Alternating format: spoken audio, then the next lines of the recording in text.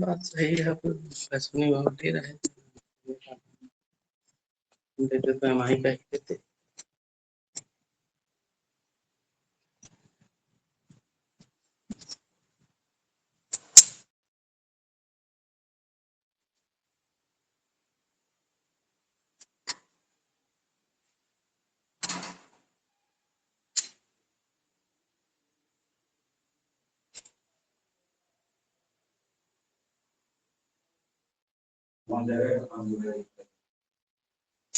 हो जाए।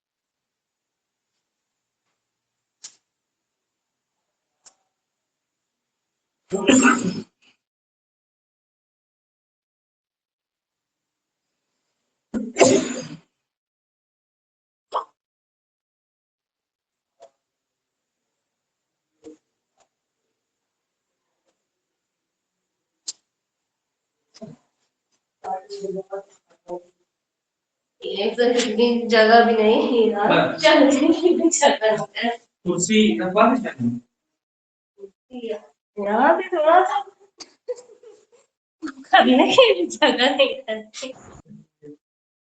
एक तो ये इतनी टेबल आ गई तो इसकी वजह से जगह गिर गई अब इसको बोर्ड है ना, बोर्ड लगा हुआ तो ये जगह हो है। इसको मैनेज करवाते हैं। खड़े खड़े मतलब कि अब बच्चे के इंटरेक्शन को ये नहीं पता ना, हाँ हूँ बोले ना ना नो बोले, कुछ बोलते नहीं, समझे भी नहीं आता ये हो क्या रहा है। अब यौन हो गया क्या? हाँ ये ऑन है। अच्छा, बच्चे कनेक्ट हो गए हैं। कितने बच्चे थे कल?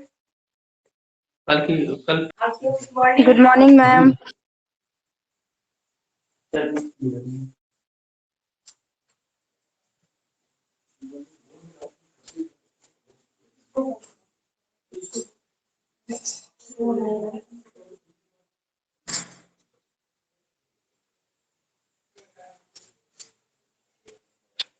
Today we will start chemical properties of metals and non-metals.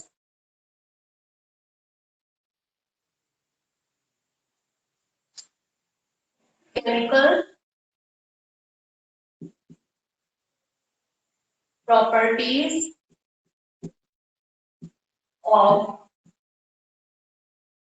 metal and non-metals.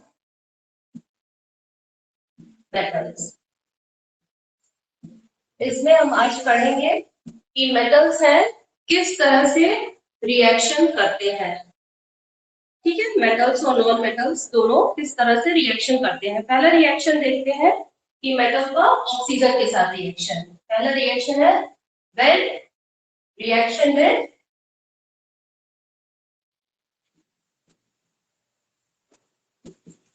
Oxygen. किसका रिएक्शन है? सबसे पहले हम मेटल्स के केस में देखेंगे। मेटल्स में देखेंगे कि किस तरह से ऑक्सीजन के साथ रिएक्शन हो रहा है। तो मेटल्स ऑक्सीजन के साथ रिएक्ट करके क्या बनाएंगे? मेटल ऑक्साइड्स बनाएंगे। Am I audible children? बच्चों आपको सुनाई दे रहा है? बट मैम आवाज क्लियर नहीं हो रही, आप वॉइस क्लियर नहीं हो रही मैम। अच्छा अच्छा जी मैम यहाँ फिर पे से आ मैं रही है बोल रही क्लियर। हूँ। हाँ फिर से मैं बोल रही हूँ कि आज हम चैप्टर शुरू कर रहे हैं chemical properties of metal and non metals. Metals के केस में देखते हैं कि मेटल्स का रिएक्शन किन किन चीजों के साथ होता है। तो मेटल्स का रिएक्शन सबसे पहले ऑक्सीजन के साथ होगा।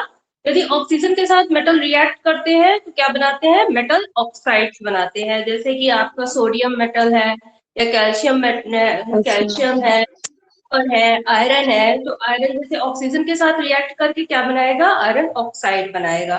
ठीक है, तो ये मेटल ऑक्साइड यदि फर्दर वाटर के साथ रिएक्ट करते हैं तो इट फॉर्म्स एल्कली। यदि इनका वाटर के साथ आप रिएक्शन कराइए तो एल्कली बनाते हैं। कल मैंने एल्कली के बारे में बताया था कि एल्कली क्या होते हैं। एक्चुअली ये बेसेस होते हैं। जो सॉलिड बेसेस होते हैं, यदि उनको आप वाटर में डिसॉल्व करिए तो एल्कली का फॉर्मेशन होता है।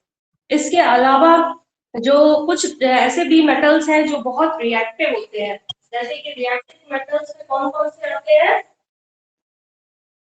सोडियम है, पोटेशियम है और लिथियम है। ये सभी मेटल बहुत ही ज्यादा रिएक्टिव होते हैं। इनकी रिएक्टिविटी ऑक्सीजन के साथ ना हो, एयर के साथ ना हो, इसलिए इनको हमेशा केरोसिन ऑयल, मिट्टी के तेल में डिप करके इन मेटल्स को रखा जाता है। ठीक है, ध्यान रखिएगा। Sodium, potassium, lithium, these metals are so reactive, so therefore these metals keep in kerosene oil, यानी मिट्टी के तेल में इसको डुबो करके इसमें रखा जाता है।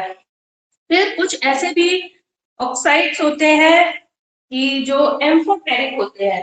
तो एम्फोटेरिक ऑक्साइड्स देख लेते हैं।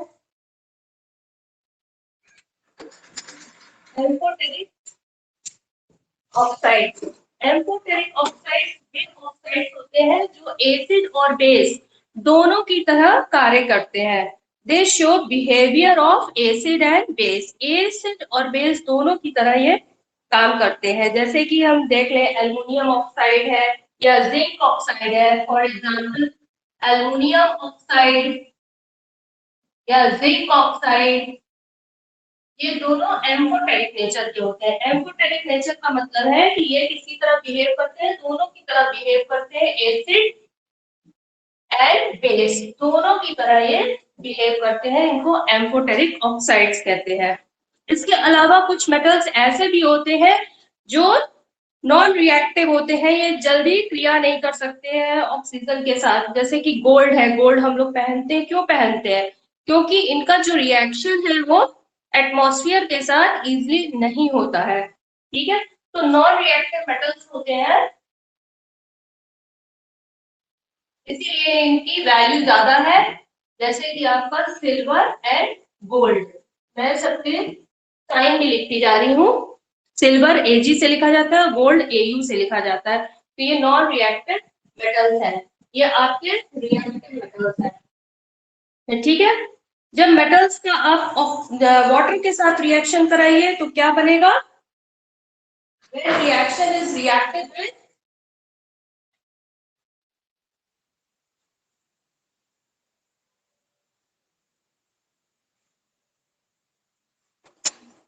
reaction of metal with water, water के साथ H2O मीन्स वाटर, वाटर के साथ यदि आप मेटल का रिएक्शन कराएंगे तो क्या बनेगा? मेटल हाइड्रोक्साइड बनेगा। मेटल हाइड्रोक्साइड बनेगा। जैसे कि आपने कैल्शियम ले लिया तो कैल्शियम हाइड्रोक्साइड बनेगा। सोडियम है तो सोडियम हाइड्रोक्साइड बनेगा। और इसके साथ ही क्या निकलेगी? हाइड्रोजन गैस भी इवॉल्व होगी, evolution of hydrogen gas. And the same thing will be happen in case of steam. Steam क्या है? हाँ, इसका भी यदि आप रिएक्शन कराइए, मेटल का स्टीम के साथ रिएक्शन कराइए तो क्या बनेगा? मेटल ऑक्साइड का फॉर्मेशन होगा। And here hydrogen gas will evolve also. So here the metal when reacted with water and the steam, when reacted with water it forms metal hydroxide and steam के साथ होगा तो metal oxide का formation होगा। यदि dilute hydrochloric acid, यदि metal का reaction आप डाइल्यूट एसिड के साथ कराइए, डाइल्यूट हाइड्रोक्लोरिक एसिड के साथ कराइए तो क्या बनेगा? आपका सॉल्ट का फॉर्मेशन होगा और हाइड्रोजन गैस इवॉल्व होगी। ठीक है, तो these metals which are above hydrogen, ऐसे मेटल अभी हम आपको बताएंगे। रिएक्टिविटी सीरीज ऑफ मेटल्स बताएंगे जिसमें आप देखेंगे कि कौन सा मेटल हाइड्रोजन के साथ रिएक्ट कर सकता है और कौन सा रिएक्ट नहीं कर सकता है। ठीक है,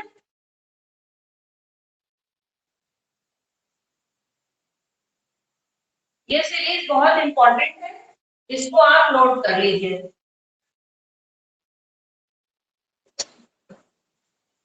सीरीज स्टार्ट करते हैं।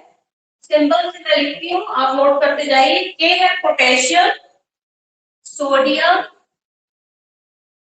Calcium, magnesium, aluminium, zinc, iron, tin, lead, then hydrogen है। ये देखिए, लेड के बाद हाइड्रोजन आ रहा है। क्या है ये सीरीज हमारी? सबसे शुरुआती है आपकी पोटेशियम। ये सब रिएक्टिव मेटल्स हैं। Potassium, sodium, calcium, magnesium, aluminium, zinc, iron, tin, lead. ठीक है, ये सभी आपके रिएक्टिव मेटल्स हैं। इनकी रिएक्टिविटी सबसे ज्यादा है, उसके बाद धीरे धीरे ये रिएक्टिविटी कम होती चली जा रही है। इसके बाद आपका हाइड्रोजन के बाद आएगा copper, silver, copper, then mercury, silver और लास्ट है आपका गोल्ड। ठीक है, तो ये आपका मोस्ट रिएक्टिव मेटल है, मोस्ट रिएक्टिव मेटल। और ये नीचे है आपके less reactive metal, less reactive metal. ठीक है, और इस सीरीज को क्या बोलते हैं? Reactivity series of metal.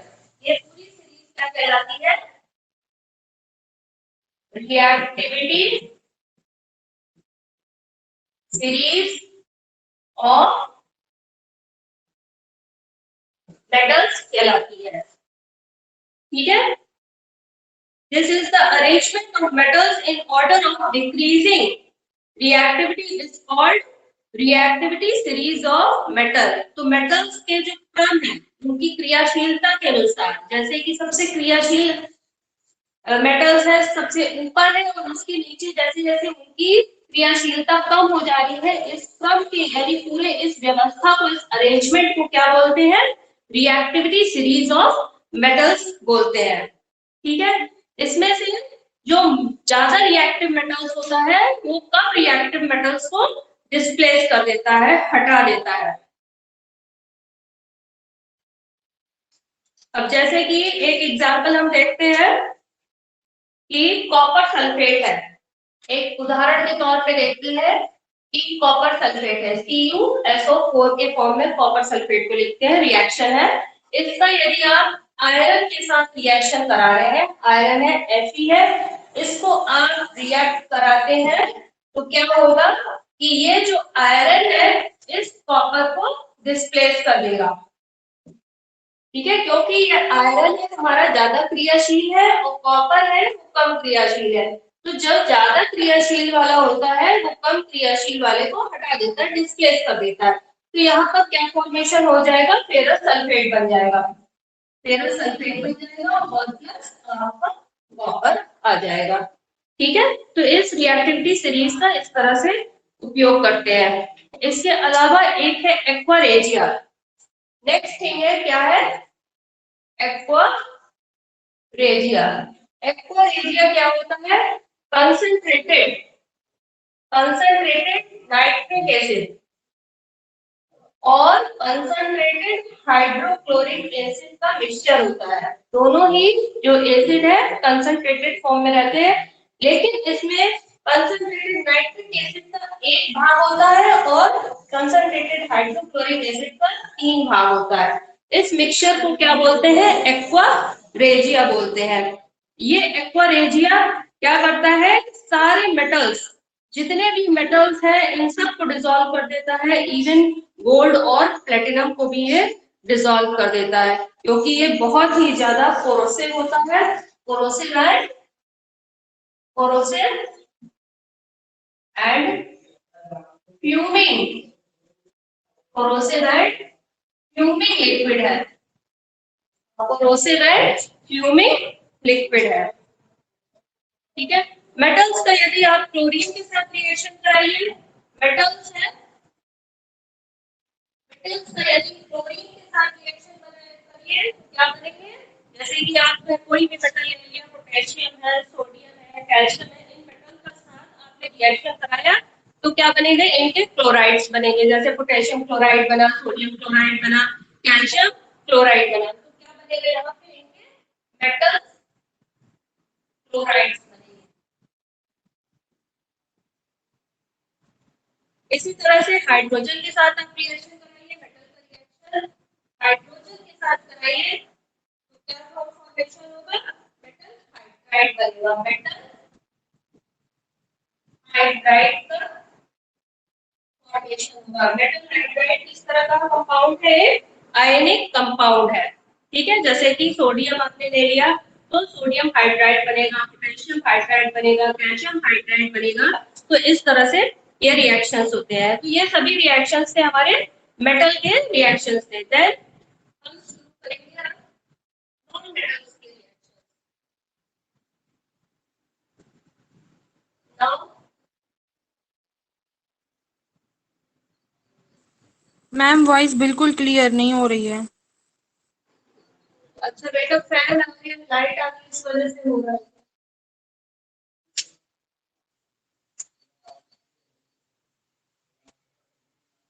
Light ऐसी चली गई है। नॉन मेटल्स, मैं तो काफी जोर जोर से बोल रही हूँ, क्या मोबाइल में गड़बड़ी है क्या, तो नहीं समझ में आ रहा है, वॉइस नहीं क्लियर है। नॉन मेटल्स, नॉन मेटल्स के रिएक्शंस देखते हैं।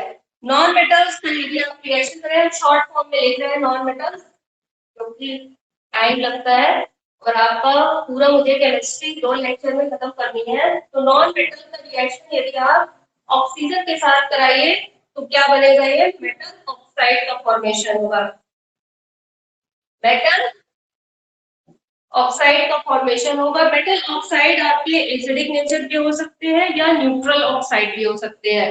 तो मेटल ऑक्साइड आपका एसिडिक भी हो सकता है, नॉन मेटल के जो ऑक्साइड होते हैं एसिडिक इन नेचर होते हैं या फिर न्यूट्रल भी हो सकते हैं, उदासीन भी हो सकते हैं। और इनका नेचर क्या होता है, कुंगलेट नेचर के होते हैं, यानी इसमें जो बॉन्ड का फॉर्मेशन होता है वो by the sharing of electron के थ्रू होता है, ठीक है। और यदि इनको फिर से आप वाटर में डिसॉल्व करा दीजिए क्योंकि ये एसिडिक नेचर के होते हैं, यदि वाटर में डिसॉल्व कराइए तो क्या फॉर्मेशन होगा आपका, एसिड का फॉर्मेशन होगा, ठीक है। और इसके अलावा नॉन मेटल्स का वाटर के साथ रिएक्शन नहीं हो सकता है, नॉन मेटल का हाइड्रोक्लोरिक एसिड के साथ रिएक्शन नहीं हो सकता है। और यदि आपका मोर रिएक्टिव नॉन मेटल है वो क्या होगा, लेस रिएक्टिव नॉन मेटल को डिस्प्लेस कर देगा, उसको हटा देगा। जैसे कि एक उदाहरण के तौर पे देख लेते हैं, फॉर एग्जाम्पल पोटेशियम आयोडाइड है, ठीक है, KI है, क्या है ये, पोटेशियम आयोडाइड है। इसका रिएक्शन यदि क्लोरीन के साथ कराते हैं तो क्या बनेगा, ये क्लोरीन आपका ज्यादा रिएक्टिव नॉन मेटल है, ठीक है, और ये आयोडीन क्या है, ये लेस रिएक्टिव है। क्लोरीन आपका मोर रिएक्टिव है तो ये इसको डिस्प्लेस करके क्या बना देगा, पोटेशियम क्लोराइड बना देगा, ठीक है, पोटेशियम क्लोराइड बन जाएगा और प्लस आपकी आयोडीन रिलीज हो जाएगी, ठीक है। इस रिएक्शन को बैलेंस कर लेते हैं। पोटेशियम आयोडाइड का रिएक्शन क्लोरीन के साथ हुआ तो क्या बना, पोटेशियम क्लोराइड बना और आयोडीन इमिट हुई। क्लोरीन आपका नॉन मेटल है, आयोडीन भी आपका नॉन मेटल है, क्लोरीन ज्यादा रिएक्टिव है, ये आयोडीन को डिस्प्लेस कर देगा, ठीक है। तो इस तरह से जो non metals reactive non metals होते हैं वो लेस रिएक्टिव नॉन मेटल्स को डिस्प्लेस कर देते हैं। नॉन मेटल्स का यदि आप हाइड्रोजन के साथ रिएक्शन कराइए तो क्या बनेगा, आपका नॉन मेटल हाइड्राइड का फॉर्मेशन होगा। जिस तरह से हमने मेटल के केस में देखा था कि मेटल हाइड्राइड बना था, यहाँ पर नॉन मेटल हाइड्राइड बनेगा। कुछ मेटल्स के यूजेस देख लेते हैं। Now I am writing the uses of metals.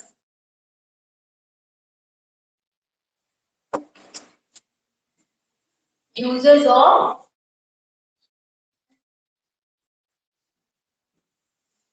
metals. Metals के का कहाँ कैसा कैसा यूज होता है तो देखते हैं। मैं शॉर्ट में लिखती चलती हूँ, आप भी उसको नोट करिए। जैसे कि एल्युमिनियम है, एल्युमिनियम है, कॉपर है, आयरन है। ये डेली यूज में होता है, बर्तन है, यूटेंसिल्स बनाने में इनका यूज होता है, या फिर इससे इक्विपमेंट का भी फॉर्मेशन होता है, इक्विपमेंट भी बनते हैं। ठीक है, इसके अलावा कॉपर है, एल्युमिनियम है, इससे इलेक्ट्रिकल वायर्स का फॉर्मेशन होता है।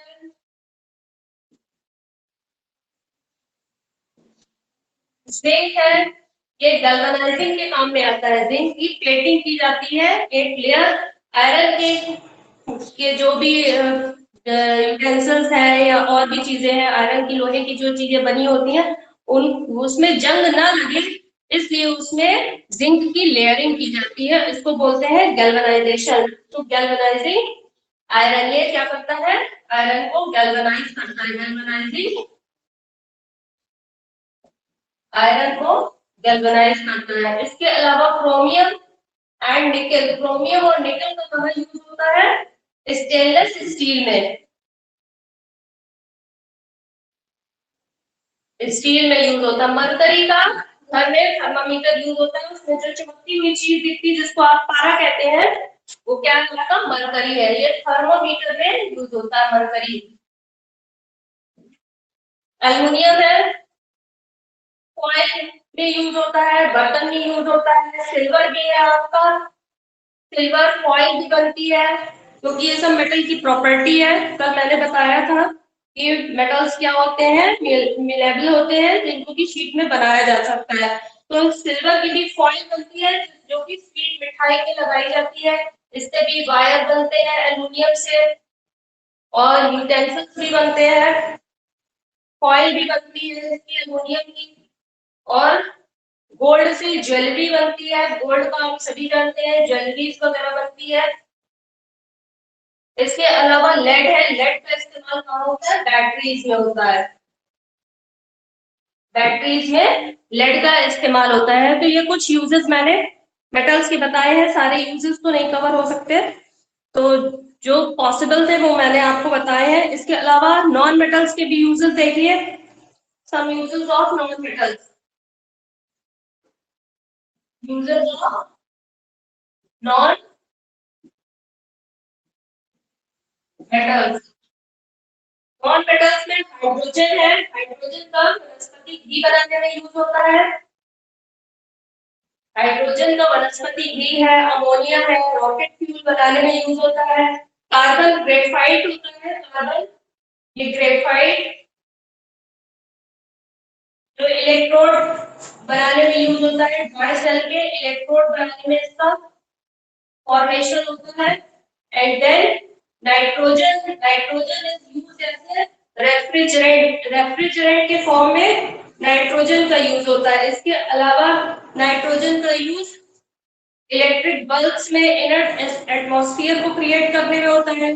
टीएनटी में यूज होता है, नाइट्रोग्लिसरीन, ट्राइनाइट्रोटोलुईन और नाइट्रोग्लिसरीन, ये दोनों ही एक्सप्लोजिव है, विस्फोटक है, इनको बनाने में भी नाइट्रोजन का इस्तेमाल होता है। इसके अलावा है सल्फर, सल्फर का इस्तेमाल होता है सल्फ्यूरिक एसिड ऑफ रबर में यूज होता है। फंजीसाइड यानी फफूंदी को मारने के लिए फंजीसाइड में भी इसका प्रयोग होता है, और गन पाउडर बनाने में भी सल्फर का इस्तेमाल होता है। अब देखें कि मेटल्स हमारे कहाँ कहाँ पाए जाते हैं। Now we are starting extraction of metals.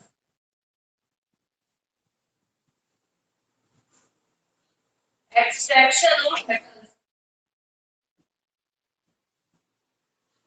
Extraction of metals. Metals जो पृथ्वी पर पाए जाते हैं मिनरल्स के फॉर्म में, ओर्स के फॉर्म में पाए जाते हैं, तो उन मेटल्स को हम किस तरह से बाहर निकालते हैं अपने यूज के लिए, तो इस प्रोसेस को क्या बोलते हैं, एक्सट्रैक्शन ऑफ मेटल्स बोलते हैं। तो मेन सोर्स जो मेटल्स का है वो अर्थ क्रस्ट है, अर्थ क्रस्ट में ही ये मेटल्स पाए जाते हैं, जिसमें कि कॉपर, सिल्वर, गोल्ड, ये सभी किसमें है, फ्री स्टेट में पाए जाते हैं। और इन मेटल्स को सिल्वर, गोल्ड, प्लेटिनम, ये मेटल्स जो कि रिएक्टिव नहीं होते, जल्दी इनका रिएक्शन किसी चीज के साथ नहीं हो पाता है, तो इनको किस तरह के मेटल बोलते हैं? नोबल मेटल बोलते हैं।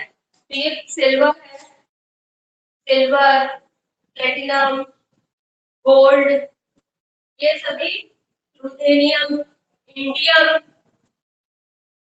इन सभी को आदर्श मेटल बोलते हैं, आदर्श धातु होते हैं, आदर्श धातु या नोबल मेटल बोला जाता है, क्योंकि ये लीस्ट रिएक्टिव होते हैं। नोबल मेटल या नॉन रिएक्टिव मेटल होते हैं, इसलिए इनको आदर्श धातु बोलते हैं।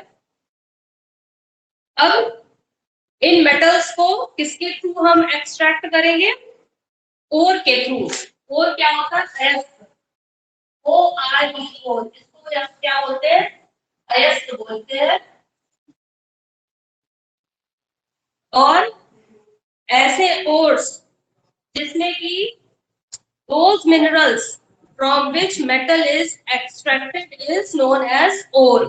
तो ऐसे मिनरल्स, ऐसे मिनरल्स जो कि पृथ्वी पर पाए जाते हैं, अर्धवर्ष में पाए जाते हैं, those minerals from which, जिससे कि from which metal is extracted, जिससे कि मेटल को बाहर निकाला जाता है, उनको क्या बोलते हैं? ओर बोलते हैं। ठीक है, अब कुछ देखते हैं कि ओर के नाम देखते हैं, क्योंकि कभी कभी एग्जामिनेशन में ओर का नाम दे दिया जाता है और पूछा जाता है कि इससे आप कौन सा मेटल एक्सट्रैक्ट कर सकते हैं। तो कुछ और देख लेते हैं, जैसे कि क्रायोलाइट,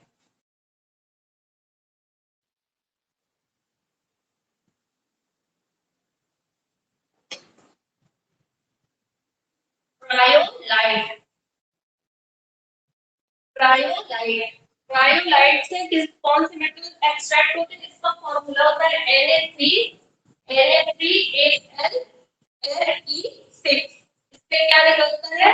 सोडियम और एल्युमिनियम को बाहर निकाला जाता है। इसके अलावा सेकंड देखिए, जिप्सम, जिप्सम के बारे में कल भी बताया था, कॉपर सल्फेट और 2 वाटर ऑफ क्रिस्टलाइजेशन, इससे क्या मिलेगा? आपका कैल्शियम मिलेगा, कैल्शियम है, कैल्शियम प्राप्त होगा इससे। कैलामाइट है जो कि जिंक कार्बोनेट है, कैलामाइट जो कि जिंक कार्बोनेट है, इससे आप क्या एक्सट्रैक्ट करेंगे? क्या निकालेंगे बाहर? जिंक निकालेंगे। हेमेटाइट, हेमेटाइट, इस पर भी बहुत क्वेश्चन आता है, जो कि है Fe2O3। और मैग्नेटाइट, मैग्नेटाइट, मैग्नेटाइट क्या है आपका? Fe3O4। इन सभी से क्या एक्सट्रैक्ट किया जाता है? लोहा निकाला जाता है, आयरन का एक्सट्रैक्शन होता है। सिन्नाबार, SINNABAR, सिन्नाबार होता है, ये इससे क्या एक्सट्रैक्ट होता है? मरकरी को निकाला जाता है। आर्जेंटाइट, आर्जेंटाइट से, आर्जेंटाइट, इससे सिल्वर एक्सट्रैक्ट किया जाता है। कॉपर पाइराइट है, मेलाकाइट है, इससे कॉपर यानी तांबे को एक्सट्रैक्ट किया जाता है। कॉपर पाइराइट, कॉपर पाइराइट, इससे कॉपर निकाला जाता है। और मेलाकाइट भी है, इससे भी मेलाकाइट है, इससे भी कॉपर का एक्सट्रैक्शन होता है। तो ये सभी क्या है? ओर्स है, ये सभी ओर्स है, और इन सभी ओर्स से क्या निकाला जाता है? ये सभी आपके मेटल्स को एक्सट्रैक्ट किया जाता है, ये सभी मेटल्स हैं। तो इससे कभी कभी एक ना एक क्वेश्चन जरूर आता है।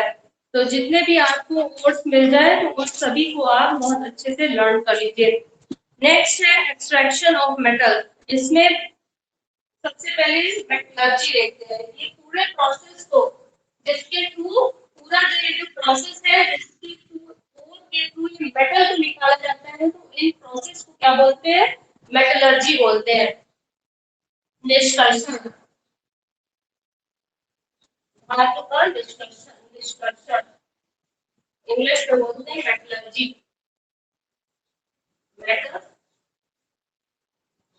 मेटलर्जी जी वाई मेटलर्जी।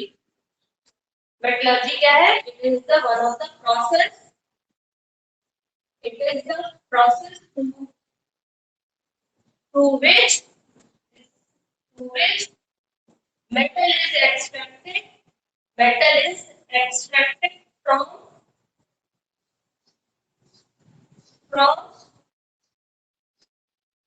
its core। अयस्क से मेटल को निकालने की, अयस्क से धातु को निकालने की पूरी प्रक्रिया को क्या बोलते हैं? मेटलर्जी बोलते हैं। इसके कई स्टेप्स है। पहला स्टेप है कंसंट्रेशन। पहला स्टेप क्या है? कंसंट्रेशन। कंसंट्रेशन की सांद्रण, किस तरह से जो अयस्क है उससे इम्प्योरिटीज को बाहर निकाल करके उसका कंसंट्रेशन करेंगे कि वो ताकि उसमें जो धातु की मात्रा है और की मेटल की मात्रा है वो बढ़ सके। तो कंसंट्रेशन क्या है? Removal of unwanted impurities, removal of unwanted impurities, कि जो जिन इम्प्योरिटीज को हम नहीं चाहते हैं उनको निकालने की प्रक्रिया को कंसंट्रेशन कहते हैं। और ये जो अनवांटेड इम्प्योरिटी निकलती है इसको बोलते हैं गैंग, GANGUE। इसको गैंग कहा जाता है। जैसे कि आपका है सैंड है, रॉक है, माइका है, स्टोन है, तो ये सभी इम्प्योरिटीज होती है। इनको बाहर निकालने की जो प्रक्रिया है उसको कंसंट्रेशन बोलते हैं। दूसरे क्रम में क्या होता है? कई प्रोसेस होते हैं। सेकेंड स्टेप क्या है? सेकेंड स्टेप में concentrated ore is converted into metal oxide. जो कंसंट्रेटेड ओर है उसको, इस ओर को इसमें किया जाता है conversion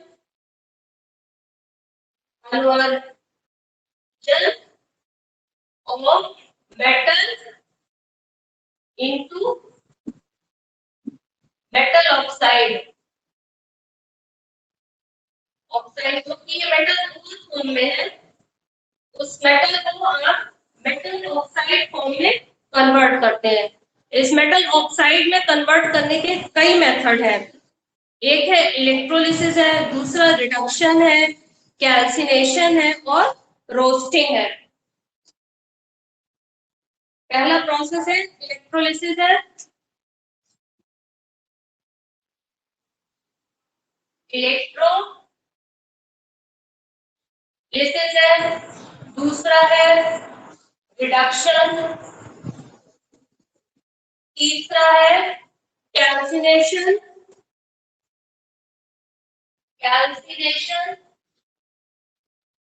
and fourth is roasting. तो इन सभी मेथड के द्वारा मेटल को मेटल ऑक्साइड में चेंज किया जाता है। इलेक्ट्रोलिसिस में क्या होती है कि ओर के साथ इलेक्ट्रिसिटी पास की जाती है, तो जो कैथोड पर जो निगेटिव पार्ट होता है वहां पर मेटल्स जाकर कलेक्ट हो जाता है और जितनी भी इम्प्योरिटीज है वो पॉजिटिव इलेक्ट्रोड यानी एनोड पे जाकर कलेक्ट हो जाती है। इसी तरह से रिडक्शन किया जाता है। वो का रिडक्शन किसके थ्रू किया जाता है? कार्बन हो सकता है या एल्युमिनियम है या कैल्शियम के थ्रू रिडक्शन कराया जाता है, चयन कराते हैं, तो जिससे कि मेटल है वो मेटल ऑक्साइड में कन्वर्ट हो जाता है। कैल्सिनेशन है, calcination is the process. Calcination में क्या होता है? ये भी एक प्रोसेस है जिसमें कि मेटल को स्ट्रांगली हीट किया जाता है in absence of air, in which ore is heated, heating की जाती है in absence of air, in absence of air. Absence की उपस्थिति में ओर को इतनी तेज गर्म किया जाता है कि क्या बन जाता है? मेटल ऑक्साइड का फॉर्मेशन हो जाता है, मेटल ऑक्साइड। का फॉर्मेशन हो रहा था और क्या निकल जाती है कार्बन डाइऑक्साइड निकल जाती है। जैसे कि एक उदाहरण के तौर पे देख लेते हैं, जिंक कार्बोनेट है, जिंक कार्बोनेट है जिसका यदि आपने इसको हीट किया तो क्या बन जाएगा, जिंक ऑक्साइड बनेगा। इसका आपने कैल्सिनेशन कराया, हीट किया, बहुत तेज गर्म किया एयर की अनुपस्थिति में, तो क्या बन गया, जिंक ऑक्साइड का फॉर्मेशन हो गया और प्लस कार्बन डाइऑक्साइड गैस निकल रही। तो इस तरह से ये कैल्सिनेशन का प्रोसेस होता है। रोस्टिंग है, then fourth one is roasting. Roasting में sulphide ore is strongly heated with air. Roasting air की प्रेजेंस में होती है। जैसे कि देखते हैं जिंक सल्फाइड है, जिंक सल्फाइड ओर है, जिंक के एक्सट्रैक्शन के लिए जो ओर है इसकी ऑक्सीजन की उपस्थिति में यहाँ पर रिएक्शन कराते हैं। ऑक्सीजन की उपस्थिति में ये रिएक्शन होता है रोस्टिंग का, तो क्या होता है, जिंक ऑक्साइड का फॉर्मेशन होगा और प्लस सल्फर डाइऑक्साइड बाहर निकलेगी, ये आपका मेटल ऑक्साइड का फॉर्मेशन हो गया। तो कैल्सिनेशन एंड रोस्टिंग, कैल्सिनेशन और रोस्टिंग में क्या डिफरेंस है कि कैल्सिनेशन है, कैल्सिनेशन एयर की एब्सेंस में हो रहा है और जबकि रोस्टिंग है वो ऑक्सीजन की प्रेजेंस में हो रही है और दोनों में ही ऑक्साइड का, मेटल ऑक्साइड का फॉर्मेशन हो रहा है। इसके अलावा नेक्स्ट स्टेप है reduction of metal oxide by aluminium powder. इसके बाद रिडक्शन, थर्ड स्टेप है रिडक्शन।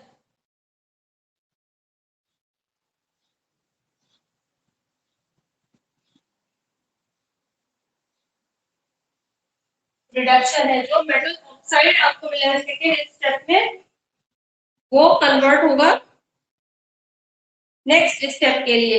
और लास्ट स्टेप होता है refining of metals. Fourth step क्या है,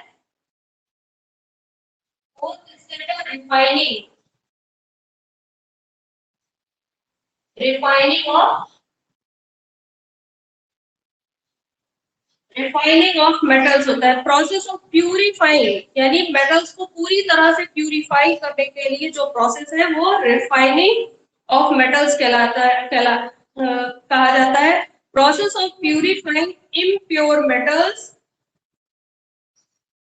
is called refining of metals. जैसे कि आप इलेक्ट्रोलाइटिक रिफाइनिंग करा सकते हैं, ये किसके थ्रू हो सकती है, इलेक्ट्रोलिसिस प्रोसेस के थ्रू, इलेक्ट्रोलिसिस प्रोसेस के थ्रू रिफाइनिंग हो सकती है। तो इलेक्ट्रोलिसिस जहां पर होती है वहां पर दो पार्ट होते हैं, एक पार्ट होता है कैथोड होता है और एक एनोड होता है। कैथोड और एनोड, पॉजिटिव पार्ट होता है कैथोड होता है, नेगेटिव पार्ट होता है एनोड होता है। तो जितना भी मेटल है इसमें कलेक्ट हो जाता है, कैथोड से मेटल आपकी कलेक्ट हो जाता है प्यूरिफाई फॉर्म में और एनोड से जितनी भी इम्प्योरिटीज है वो आकर कलेक्ट हो जाती है। तो इस तरह से मेटल का प्यूरिफिकेशन होता है। ये जो अर्थ क्रस्ट में ओर पाया जाता है तो उससे किस तरह से मेटल को निकाला जाता है, तो ये पूरी प्रक्रिया है। इस पूरी प्रक्रिया को मेटलर्जी कहते हैं। Prevention of rusting of iron. Next देखिए कि किस तरह से यदि आपका आयरन मेटल है उसको रस्टिंग इसकी ना हो पाए, इसके लिए क्या क्या तरीके अपनाने चाहिए।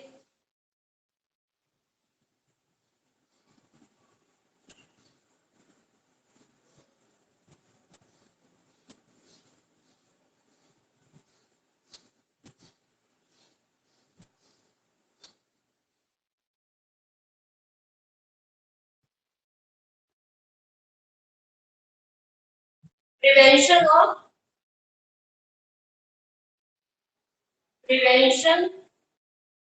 of iron from rusting। Rusting means जंग लगना या मोर्चा लगना जिसको बोलते हैं। Prevention of iron from rusting, तो इसके लिए क्या क्या किया जाता है, पेंट किया जाता है। कोई भी हमारा आयरन यूटेंसिल है या रॉड है उसमें क्या किया जाता है, गर्डर है, तो रस्टिंग ऑफ आयरन है पेंट, पेंटिंग की जाती है। आजकल प्राइमर आता है, पेंटिंग फ्रॉम प्राइमर, प्राइमर के थ्रू आप आयरन को रस्टिंग से बचा सकते हैं। नेक्स्ट है अप्लाइंग,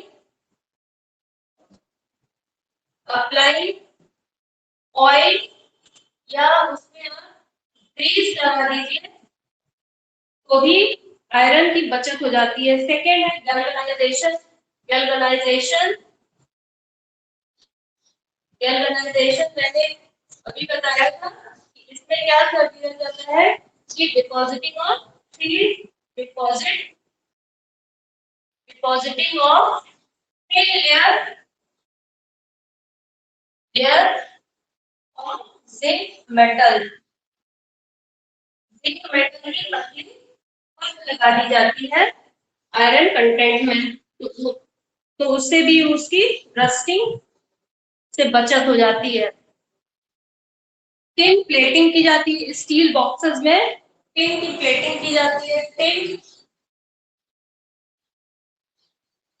टिन प्लेटिंग है जिससे स्टील बॉक्सेस कवर हो जाते हैं। क्रोमियम प्लेटिंग है, अलॉइंग है, अलॉइंग दो धातुओं के मिक्सचर से एलॉय बनता है। जैसे कि आपका स्टेनलेस स्टील है, तो स्टेनलेस स्टील कैसे बनता है, stainless steel is obtained when iron is alloyed with chromium and nickel. तो आयरन का मिक्सचर किसके साथ किया जाता है, आयरन इज एलॉइंग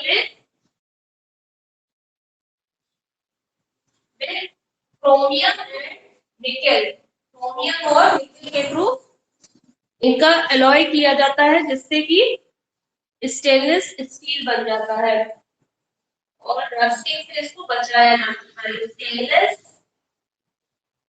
स्टील का फॉर्मेशन होता है। एलॉय क्या होता है, एलॉय, एलॉय क्या होते हैं, alloy is the homogeneous mixture of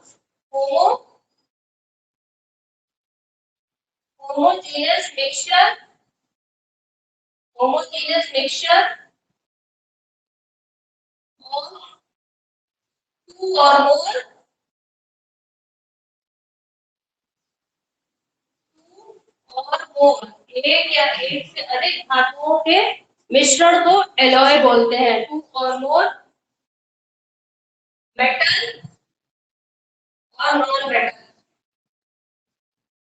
metal और नॉन मेटल, जिसको कि एलॉय बोलते हैं। और एलॉय किस लिए बनाया जाता है, इनकी मिक्सिंग क्यों की जाती है, क्योंकि इससे इसकी कोई भी मेटल है उसकी प्रॉपर्टी को आप इम्प्रूव कर सकते हैं, उसकी हार्डनेस को बढ़ा सकते हैं, रेजिस्टेंट फ्रॉम कोरोजन से उसको जंग लगने से बचा सकते हैं, और उसकी कंडक्टिविटी भी आप इम्प्रूव कर सकते हैं, या उसको लेस कंडक्टर भी बना सकते हैं। तो कुछ ऐसे इंपॉर्टेंट एलॉय है जिनके बारे में आपको बताते हैं कि कौन कौन से एलॉय को हम डेली में भी यूज करते हैं।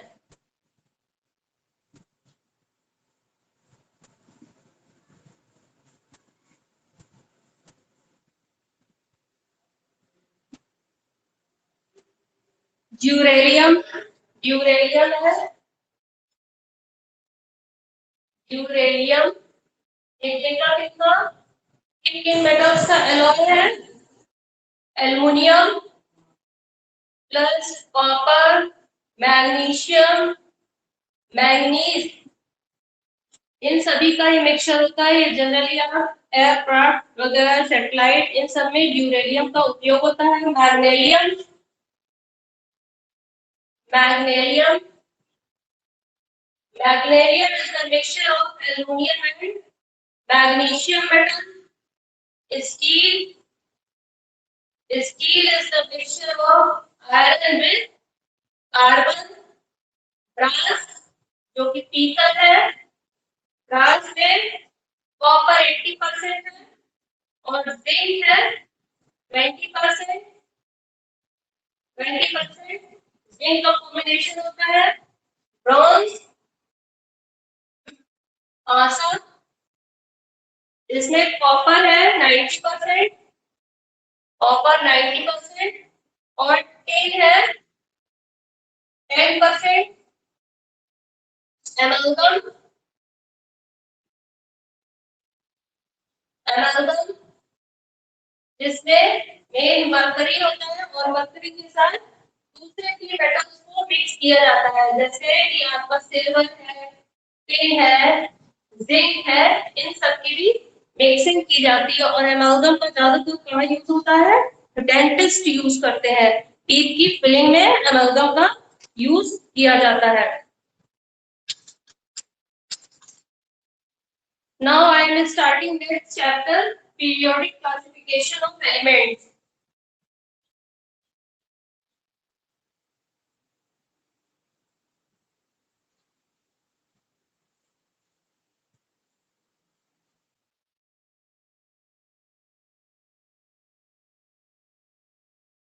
Periodic classification of elements.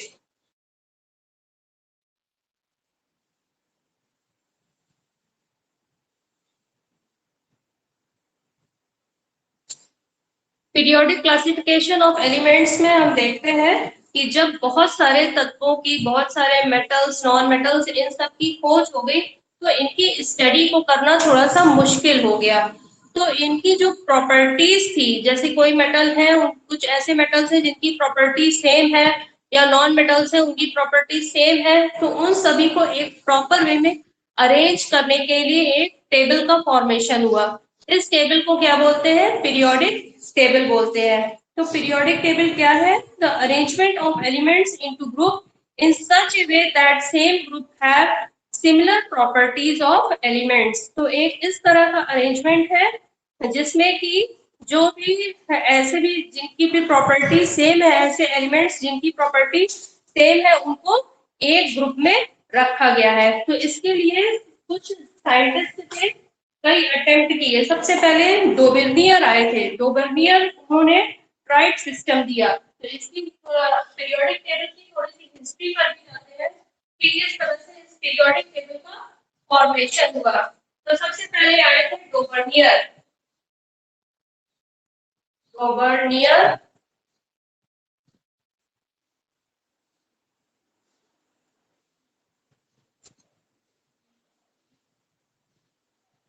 डोबेर्नियर डोबेर्नियर law of triads. डोबेर्नियर law of triads ये 1718 से लेकर के उन्होंने 1849 तक इनका ये चला था। इसमें उन्होंने कोई भी तीन एलिमेंट लिए जिनको कि ट्राइड कहा, जैसे कि क्लोरीन है, ब्रोमीन है और आयोडीन है। तो इन्होंने क्या देखा कि इन एलिमेंट्स के जो एटॉमिक मास थे वो इसका जो बीच वाला था वो इसका एवरेज था। इसी तरह से और भी कई एलिमेंट थे, उनके तीन तीन एलिमेंट्स के उन्होंने ग्रुप बनाए। तो इन ग्रुप्स को क्या बोलते हैं? ट्राइड्स बोलते हैं। ट्राइड्स बोला। सेकंड अटेम्प्ट था जिन्होंने कोशिश की थी टेबल को बनाने की, Newlands law of octets. Newlands law of octets इन्होंने कोशिश की थी 1937 से 1898 में। इन्होंने क्या बताया?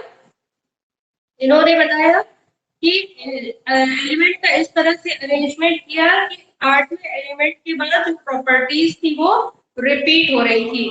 Found every eighth element showed similar property. तो एलिमेंट्स का अरेंजमेंट इस फॉर्म में किया कि जैसे कि सात स्वर होते हैं उसी फॉर्म में किया कि जो आपका पहला पहला दूसरा तीसरा चौथा पांचवा छठा सातवां आठवां था, उसके बाद जो प्रॉपर्टी थी वो पहली वाली आ जा रही थी। इस तरह से उन्होंने 8 के फॉर्म में टेबल्स का फॉर्मेशन किया। फिर देन उसके बाद सबसे ज्यादा पॉपुलर टेबल थी मेंडलीव पीरियोडिक टेबल। मेंडलीव की पीरियोडिक टेबल आई थी। इन्होंने इनकी कोशिश काफी सफल थी। इन्होंने जो एलिमेंट्स का अरेंजमेंट किया था वो एटॉमिक मास के आधार पर किया था। तो कहीं कहीं पर कुछ पॉइंट्स फेल हो जाए तो इनकी टेबल के बाद फिर नेक्स्ट टेबल की आएगी। तो थर्ड टेबल थी मेंडलीव की।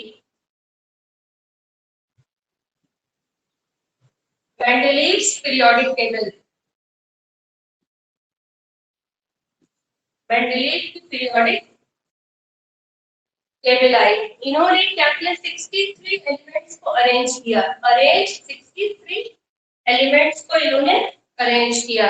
Elements are arranged by their atomic mass. इसका जो इस टेबल का आधार क्या था? It is based on atomic mass. Atomic mass के आधार पर इन्होंने 63 एलिमेंट्स का अरेंजमेंट किया और इनके इस अरेंजमेंट से ये सफलता मिली कि कुछ ऐसे भी एलिमेंट के लिए उन्होंने टेबल में जगह छोड़ी जो उस समय डिस्कवर भी नहीं हो पाए थे। तो ये सबसे बड़ा इनका अचीवमेंट था। इसके बाद मॉडर्न पीरियोडिक लॉ आया, मॉडर्न पीरियोडिक टेबल आई, जिसको कि हेनरी ने दिया था, Henry मोज़ले। Modern periodic table, modern periodic table I, जिसको कि किसने दिया था? हेनरी मोज़ले। ये मेंडलीव की टेबल आई थी 1839 टू 1907 के बीच का टाइम है। और ये हेनरी की आई 1887 से 1915 का टाइम है। This table is given by Henry मोज़ले। Henry मोज़ले ने इस टेबल को दिया था। इसका सबसे बड़ा आधार था कि इन्होंने उस समय जो एलिमेंट्स थे उनके एटॉमिक नंबर को सर्च किया। तो जो टेबल थी that is based on not atomic mass, even it is based on atomic numbers. Therefore, this modern periodic table is actually based on atomic number. Henry Moseley determined atomic number of each of the known element.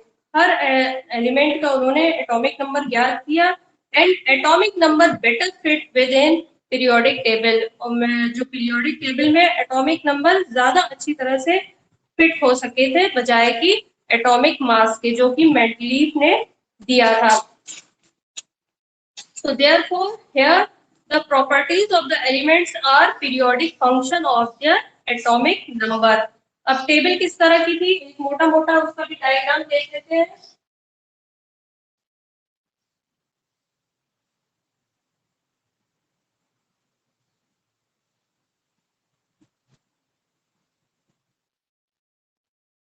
Periodic table का structure कुछ इस तरह का है।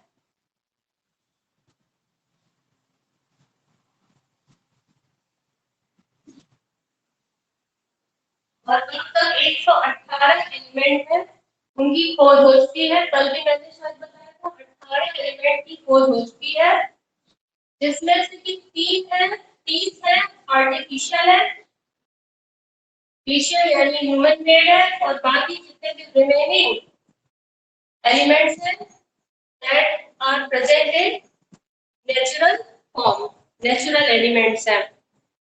तो periodic table का structure कुछ इस तरह से है। पहला जो एलिमेंट है वो है हाइड्रोजन।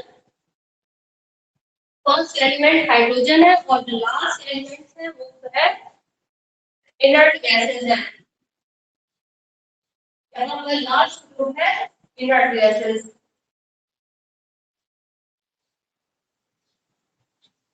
पहला ब्लॉक, इसको 4 ब्लॉक में डिवाइड किया है। पहला है एस ब्लॉक एलिमेंट्स, दूसरा है P block elements,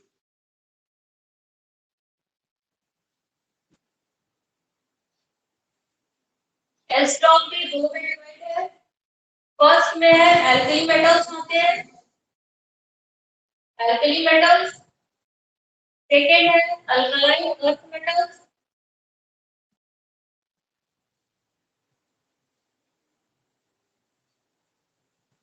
P block element है, यहाँ पर ट्रांजिशन मेटल्स आते हैं,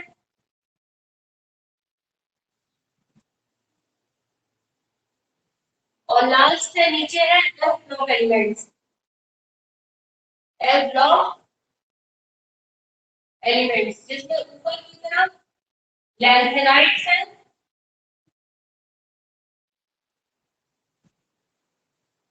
और नीचे एक्टिनाइट्स। इस टेबल को पूरे वर्टिकली कॉलम में डिवाइड किया गया है, 18 ग्रुप्स में डिवाइड किया गया है। 1 2 3 4 5 6 7 8 9 10 11 12 एंड यहाँ से 13 14 15 16 17 और ये 18। इस तरह से पूरे 18 ग्रुप्स में डिवाइड किया गया है। पी ब्लॉक एलिमेंट्स में मोस्टली मेटलॉइड्स हैं और नॉन मेटल्स हैं। नॉन मेटल्स, मेटलॉइड्स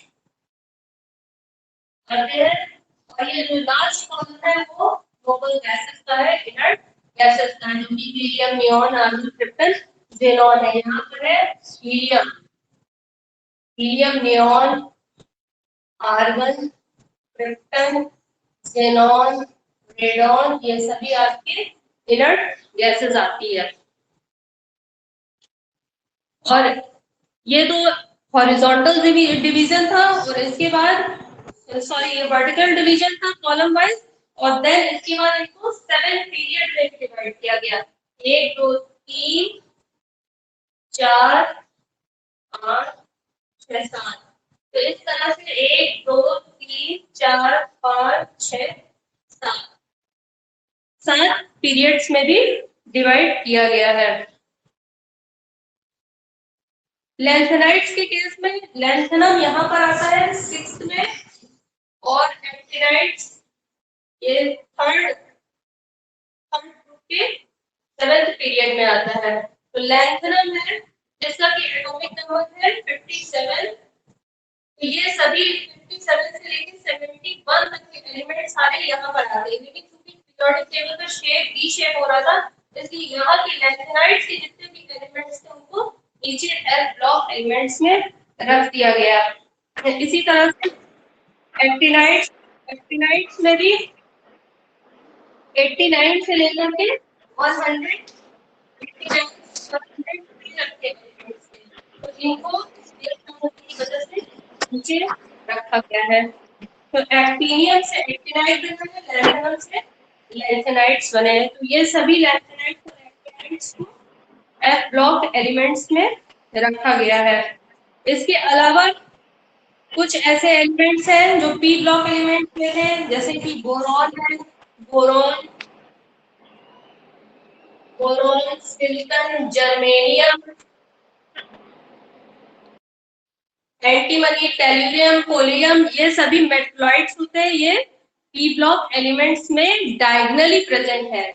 इस फॉर्म में, डायगोनल फॉर्म में पी ब्लॉक एलिमेंट्स में जितने भी मेटलॉइड्स हैं, बिस्मथ है, बोरॉन है, silicon, germanium, argon, antimony, tellurium, पोलेरियम, ये सभी मेटलॉइड्स पी ब्लॉक एलिमेंट्स में, पी ब्लॉक्स में प्रेजेंट है। इसके बाद देन प्रॉपर्टीज देखते हैं, प्रॉपर्टीज ऑफ एलिमेंट्स। ये टेबल का है, जितनी भी प्रॉपर्टीज हम पढ़ेंगे यहाँ से लेफ्ट से राइट की तरफ पढ़ेंगे, और या फिर ऊपर से नीचे की तरफ पढ़ेंगे, from top to downward form में पढ़ेंगे।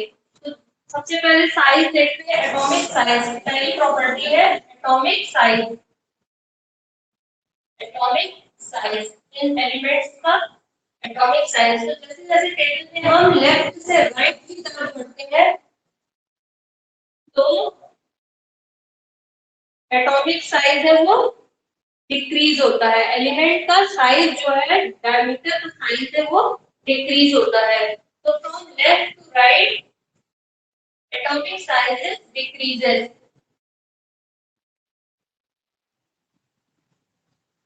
क्योंकि number of electron her element में बढ़ता जा रहा है, इसलिए जो इलेक्ट्रोस्टैटिक फोर्स ऑफ अट्रैक्शन है अंदर की तरफ बढ़ता जा रहा है, इसलिए जो साइज है एटम का वो बराबर घटता जा रहा है। तो लेफ्ट से राइट की तरफ पीरियोडिक टेबल में जाएंगे तो साइज है वो डिक्रीज होगा।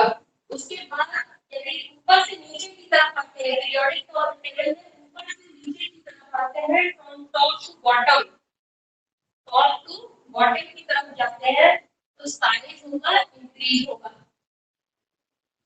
इंक्रीज होगा क्योंकि जैसे जैसे एटॉमिक नंबर बढ़ता जाएगा क्या होगा, नंबर ऑफ शेल्स भी बढ़ती जाएगी, इसलिए इनका साइज भी बढ़ता जाएगा। यदि मेटालिक कैरेक्टर देखें तो मेटालिक कैरेक्टर यहाँ पर मेटल्स थे, यहाँ पर नॉन मेटल्स थे, तो मेटालिक कैरेक्टर भी है वो डिक्रीज होगा, लेकिन नॉन मेटालिक कैरेक्टर है वो इंक्रीज होगा।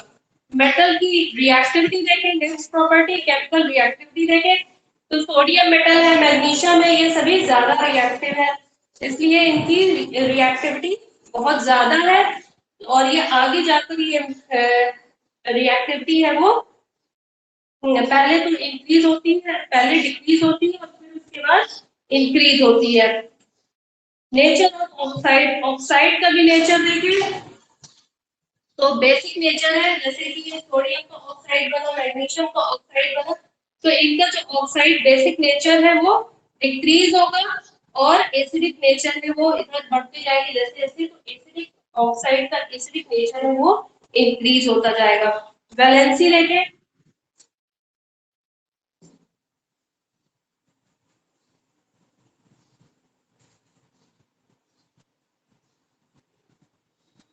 वैलेंसी किसी भी एलिमेंट की आप इजीली वैलेंसी निकाल सकते हैं, जैसे कि कोई ग्रुप है, फर्स्ट ग्रुप में क्या होगा, मेटल्स की sodium, sodium potassium rubidium caesium है, तो ये सभी मेटल्स हैं फर्स्ट ग्रुप में आते हैं, तो इन सभी की वैलेंसी क्या होगी, 1 होगी। तो फर्स्ट ग्रुप का ये ग्रुप है और ये है वैलेंसी है, तो किसी भी ग्रुप से आप वैलेंसी इजीली कैलकुलेट कर सकते हैं। तो फर्स्ट ग्रुप में की क्या होगी वैलेंसी, 1 होगी, सेकंड ग्रुप की क्या होगी वैलेंसी, 2 होगी, इसी तरह से 13 ग्रुप है, 13 ग्रुप है तो यहाँ पे वैलेंसी 3 हो जाएगी, 14 ग्रुप है तो इसकी वैलेंसी 4 हो जाएगी, 15 ग्रुप है तो इसकी वैलेंसी 3 है, 16 ग्रुप है तो इसकी वैलेंसी 2 है, 17 है तो इसकी वैलेंसी 1 है, 50 है यानी थर्ड प्लेस है, उसमें कोई भी वैलेंसी इलेक्ट्रॉन नहीं होता, इसलिए उसकी वैलेंसी 0 है। तो इस तरह से आपको कोई भी ग्रुप है तो उसमें मेटल प्रेजेंट है, उसकी वैलेंसी आप इजीली बता सकते हैं कि उस मेटल की उस एलिमेंट की क्या वैलेंसी होगी। नेक्स्ट देखिए carbon and its compound. Next chapter है carbon and its compound.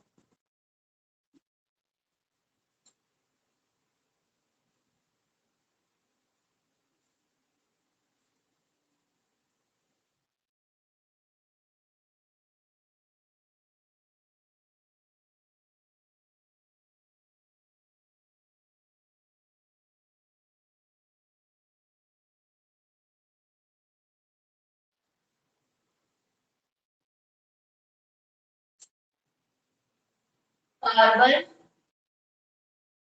And its compound.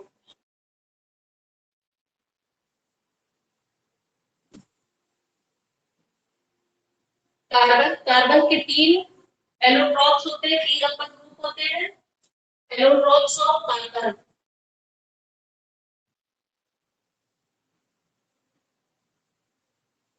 Allotropes of carbon क्या है, 3 एलोट्रॉप्स पाए जाते हैं, 2 तो पहले पाए जाते थे, एक हाल में ही खोज हुई है जो है फ्लोरीन। तो पहला एलोट्रॉप है डायमंड, पहला है डायमंड, डायमंड, दूसरा है ग्रेफाइट और तीसरा एलोट्रॉप है फ्लोरीन, फ्लोरीन है। डायमंड कलरलेस होता है, ट्रांसपेरेंट होता है, कलरलेस, ट्रांसपेरेंट पाया जाता है, जबकि ये ग्रे ब्लैक कलर का होता है और ओपेक होता है, यानी ट्रांसपेरेंट नहीं होता है, ओपेक होता है। ठीक है। डायमंड और ग्रेफाइट की प्रॉपर्टी देखते हैं। तो डायमंड हार्ड होता है, जो कि ज्यादातर ज्वेलरीज में आपने देखा होगा डायमंड का यूज होता है।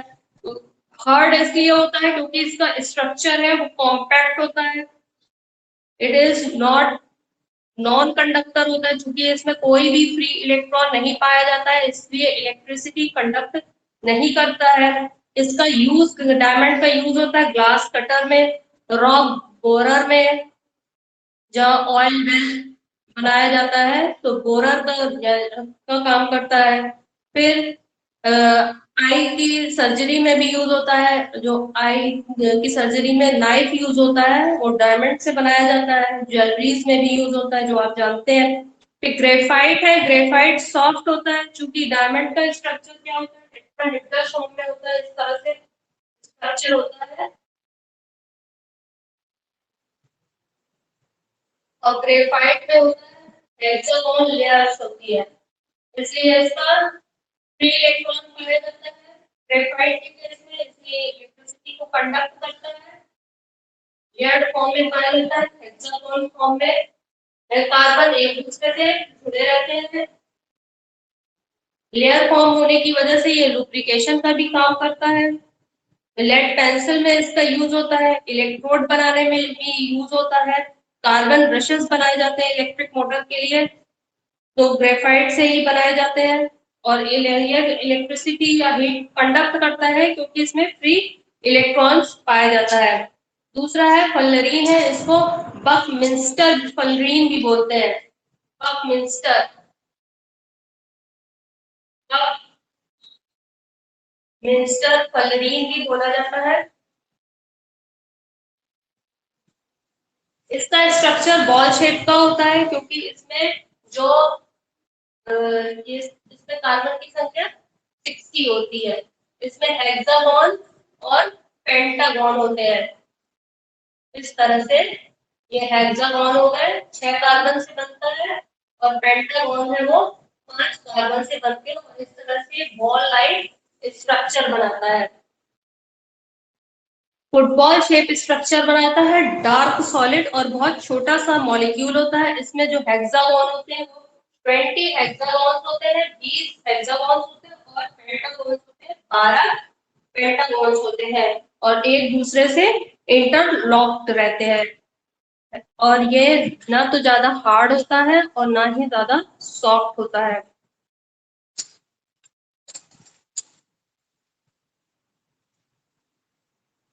Carbon nano tubes, other forms of carbon, ये 3 फॉर्म्स हैं।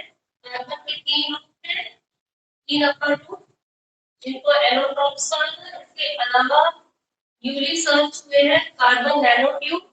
नैनो से मीन्स है बहुत छोटा, carbon nano, carbon nano tube से। और सेकेंड है ग्राफीन, ग्राफीन।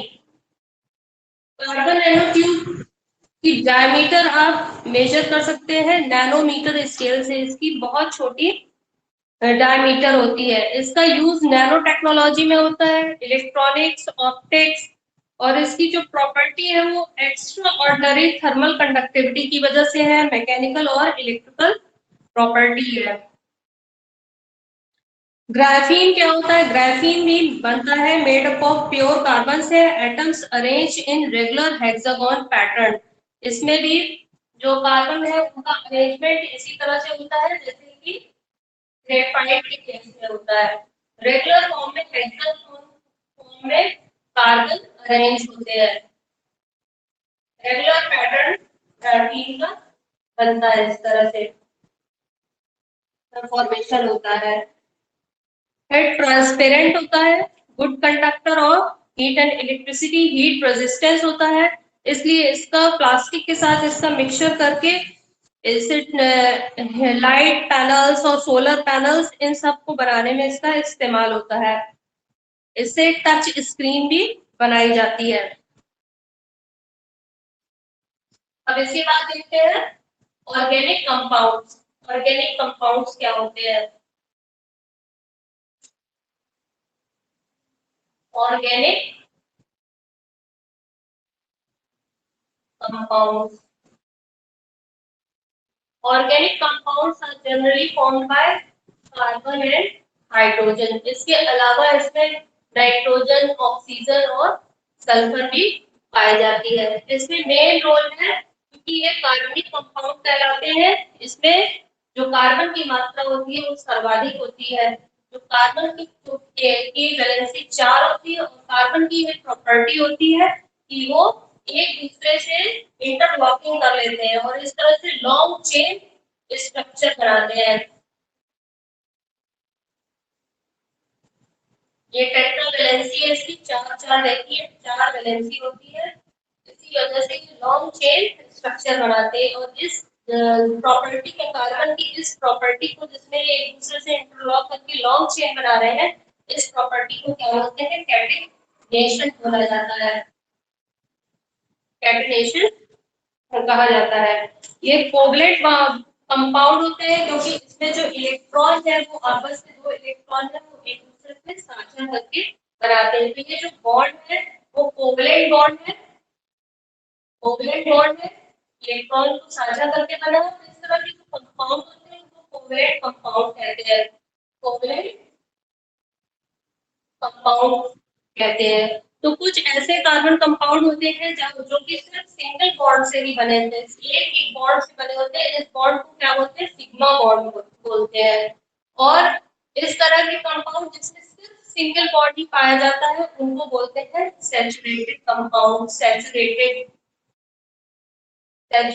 कंपाउंड। लेकिन जहां पर डबल बॉन्ड पाया जाता है, यानी इस तरह से डबल बॉन्ड पाया जा रहा है, वहां पर एक सिग्मा बॉन्ड होता है और एक पाई बॉन्ड होता है, उनको आप अनसैचुरेटेड कंपाउंड बोलते हैं। Unsaturated compound. तो कहीं कहीं पर डबल भी पाया जाता है और ट्रिपल भी पाया जाता है। जैसे इस तरह से ये दो बॉन्ड आप हटा करके यहाँ पर ट्रिपल बॉन्ड का फॉर्मेशन कर दीजिए तो क्या है? ये भी अनसैचुरेटेड है। यहाँ पर 2 सिग्मा बॉन्ड है और एक पाई बॉन्ड है। ये भी आपका अनसैचुरेटेड कंपाउंड आ जाएगा। तो सभी ऐसे कंपाउंड जहाँ पर कि डबल या ट्रिपल बॉन्ड पाया जाता है उनको अनसैचुरेटेड कहते हैं। और जहाँ पर सिंगल बॉन्ड पाया जाता है, एक ही सिग्मा बॉन्ड पाया जाता है, उनको सैचुरेटेड कहते हैं। इन सभी कोवलेंट कंपाउंड का जनरली आप प्रॉपर्टीज देखिए तो इनका बॉइलिंग पॉइंट और मेल्टिंग पॉइंट होता है वो कम होता है और ये नॉन कंडक्टर होते हैं। कुछ ऐसे कंपाउंड होते हैं जिसमें सिर्फ कार्बन और हाइड्रोजन पाया जाता है। कुछ ऑर्गेनिक कंपाउंड्स ऐसे होते हैं जिसमें सिर्फ कार्बन और हाइड्रोजन पाए जाते हैं। ऐसे ऑर्गेनिक कंपाउंड को बोलते हैं हाइड्रोकार्बन। हाइड्रोकार्बन बोलते हैं। हाइड्रोकार्बन भी 3 तरह के होते हैं। ये 2 तरह के, एक तो लीनियर होते हैं, लीनियर, और एक साइक्लिक फॉर्म में भी पाए जाते हैं। लीनियर चेन के फॉर्म में होते हैं और साइक्लिक यानी कार्बन मिलकर के साइकिल बना रहे हैं इस तरह से, तो इन्हें साइक्लिक हाइड्रोकार्बन बोलते हैं। लीनियर में आपका 3 तरह के आते हैं। एक है एल्केन जहां पर सिंगल बॉन्ड पाया जाता है, एल्कीन जहां पर डबल बॉन्ड पाया जाता है, और एल्काइन जिसमें ट्रिपल बॉन्ड पाया जाता है। इन सभी का क्या है? जो सफिक्स है, जहां जहां पर सिंगल बॉन्ड पाया जाएगा वहां पर ANE लिखा होगा। Butane, propane, ethane, alkane. और जहां पर डबल बॉन्ड पाया जाएगा वहां पर सफिक्स ईन होगा, जैसे कि प्रोपीन, ब्यूटीन, पेंटीन, हेक्सीन। और जहां पर ट्रिपल बॉन्ड होगा वहां पर सफिक्स होगा YNE यानी आइन होगा, जैसे कि प्रोपाइन, ब्यूटाइन, पेंटाइन, हेक्साइन। ठीक है। तो इनका यदि आप मॉलिक्यूलर फॉर्मूला देखें तो यहाँ पर एल्केन का होता है CnH2n H2N plus 2, एल्कीन का CnH2n और एल्काइल का CnH2n minus 2 फॉर्मूला होता है। तो इसके थ्रू आप कोई भी हाइड्रोकार्बन का आप स्ट्रक्चर निकाल सकते हैं। साइक्लिक में ये साइक्लोप्रोपेन है, साइक्लोहेक्सेन, ये सैचुरेटेड हो गए क्योंकि इसमें सिंगल बॉन्ड पाया जा रहा है। इसी तरह से अनसैचुरेटेड भी हो सकता है साइक्लिक हाइड्रोकार्बन, जैसे कि ये बेंजीन है, यहाँ पर डबल बॉन्ड पाया जा रहा है, इसलिए इसको अनसैचुरेटेड हाइड्रोकार्बन बोलेंगे। अनसैचुरेटेड ये है बेंजीन, इसको कहा जाता है। ये सभी जितने भी एरोमेटिक कंपाउंड्स होते हैं उसमें बेंजीन पाई जाती है। बेंजीन के ही बेस पे जितने भी एरोमेटिक कंपाउंड्स क्रिएट होते हैं। एरोमेटिक का मतलब है एरोमा, मींस इसमें कुछ ना कुछ महक जरूर होती है, इसलिए इनको एरोमेटिक कंपाउंड कहते हैं। देन आइसोमर्स, आइसोमर्स क्या होते हैं?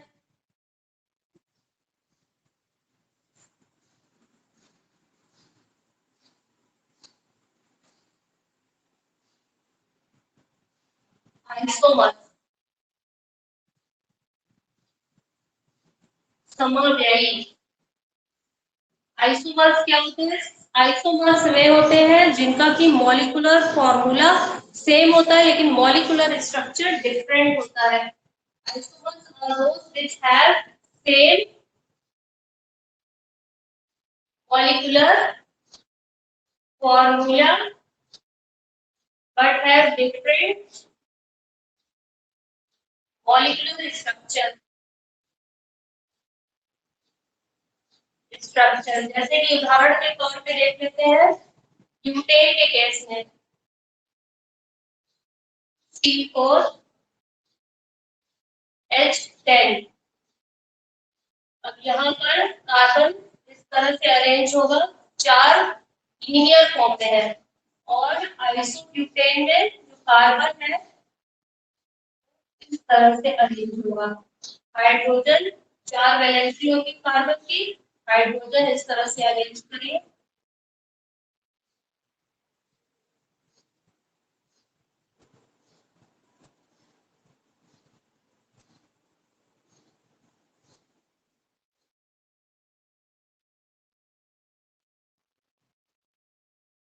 इस तरह से अब इसमें कार्बन की संख्या हाइड्रोजन की देखिए कितनी आती है, 1 2 3 4 कार्बन की होगी C4, हाइड्रोजन की 4 नीचे 4 ऊपर 8 9 10 H10।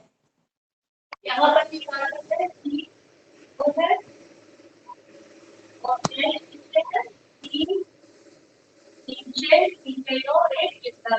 तो इस तरह से मॉलिक्यूलर फॉर्मूला सेम है लेकिन जो अरेंजमेंट ऑफ कार्बन एटम है वो डिफरेंट है। तो इस तरह के जो मॉलिक्यूल्स होते हैं क्या बोलते हैं आप? आइसोमर्स बोलते हैं। इस तरह का जो प्रोसेस है उसको आइसोमेरिज्म बोला जाता है।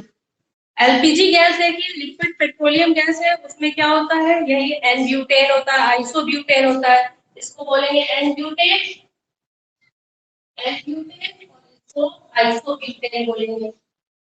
ये सभी लिक्विड पेट्रोलियम गैस में एलपीजी गैस में जो घर में इस्तेमाल होती है लिक्विड पेट्रोलियम गैस, उसमें एन ब्यूटेन आइसोब्यूटेन इनका इस्तेमाल होता है। इसके अलावा इसमें प्रोपेन भी होता है, एलपीजी में इथेन भी होता है, तो इन सभी गैसेस का मिक्सचर होता है। तो ये था आइसोमर्स और इस प्रोसेस को आइसोमेरिज्म बोलते हैं। नेक्स्ट है कोल and petroleum and natural gas. कोल,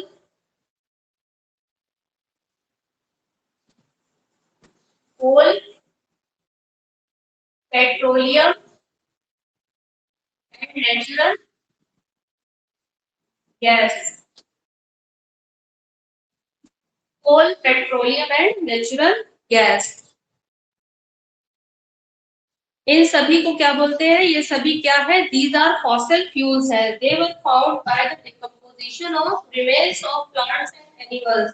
जो बहुत समय से प्लांट और एनिमल है वो पृथ्वी के नीचे दब जाते हैं, तो हाई टेम्परेचर और प्रेशर की वजह से ये फॉसिल फ्यूल में कन्वर्ट हो जाते हैं, और यही फॉसिल फ्यूल है वो पृथ्वी के नीचे से निकाला जाता है या समुद्र के अंदर से भी निकाला जाता है। तो और इनका यूज किसमें होता है? जनरली हम लोग जो भी एनर्जी प्रोडक्शन वाले व्हीकल्स हैं और भी जितने भी मोटर वगैरह रन करते हैं वो सब इन्हीं के थ्रू रन किए जाते हैं। कोल का ज्यादातर इस्तेमाल इलेक्ट्रिसिटी जनरेट करने में होता है और पेट्रोलियम एंड नेचुरल गैसेस हैं, इनका भी इस्तेमाल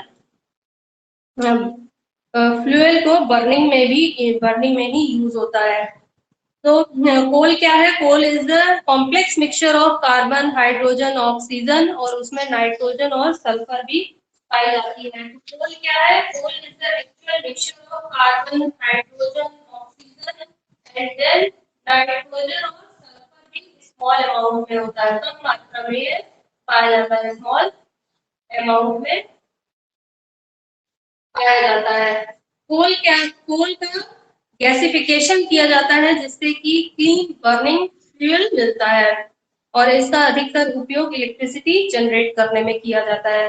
देन पेट्रोलियम क्या होता है? पेट्रोलियम में डार्क, विस्कस और फाउल स्मेल, बहुत खराब स्मेल का क्रूड ऑयल, कच्चा तेल होता है जिससे कि ये भी मिक्सचर ऑफ हाइड्रोकार्बन्स है, इसमें भी प्रोपेन है, ब्यूटेन है, इन्हीं सब का मिक्सचर होता है। इसके अलावा इसमें नाइट्रोजन और सल्फर भी पाया जाता है।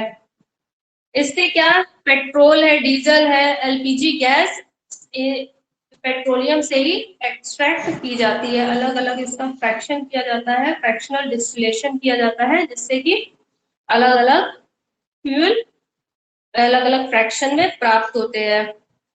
इसके बाद नेक्स्ट प्रोसेस है पेट्रोलियम से फ्रैक्शनल डिस्टिलेशन के थ्रू तो पाया जाता है डीजल पेट्रोल अलग अलग, और दूसरा प्रोसेस होता है क्रैकिंग होती है जिससे कि हायर हाइड्रोकार्बन्स होता है, हायर एल्केन्स होता है, उसका क्रैकिंग के थ्रू यानी तोड़ करके उनको स्मॉल हाइड्रोकार्बन्स भी बनाया जाता है।